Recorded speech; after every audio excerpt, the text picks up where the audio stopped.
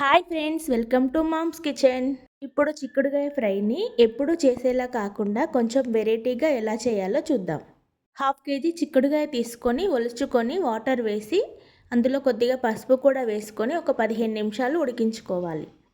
కర్రీలోకి మసాలా కోసం 10-12 ఎండుమిర్చి, 2 టేబుల్ స్పూన్ల పుట్నాలు, 1 స్పూన్ కొబ్బరి, 5-6 వెల్లుల్లి రెబ్బలు, కొద్దిగా జీలకర్ర వేసుకొని పౌడర్ చేసి పక్కన పెట్టుకోవాలి. ఇప్పుడు ఒక ప్యాన్ పెట్టుకొని అందులో 2 టేబుల్ స్పూన్ల ఆయిల్ యాడ్ చేసుకోవాలి. ఒక ఉల్లిగడ్డ, పచ్చిమిర్చి వేసుకొని ఫ్రై చేసుకోవాలి.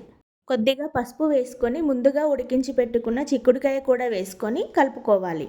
ఇందులో రుచికి సరిపడా ఉప్పు వేసుకొని ఒకసారి కలుపుకొని మూత పెట్టి 10 నిమిషాలు ఉడికించుకోవాలి. ఇందులోకి ముందుగా రెడీ చేసి పెట్టుకున్న మసాలా పౌడర్ని వేసుకొని కలుపుతూ ఫ్రై చేసుకోవాలి. ఈ మసాలా అంతా చిక్కుడుకాయకు బాగా పట్టిన తర్వాత కొత్తిమీర వేసుకొని స్టవ్ ఆఫ్ చేసేసుకోవడమే. చాలా ఈజీగా అయిపోతుంది, చాలా టేస్టీగా ఉంటుంది. సో ఒకసారి మీరు కూడా తప్పకుండా ట్రై చేయండి. చపాతీలోకి, రైస్లోకి సైడ్ డిష్గా చాలా బాగుంటుంది.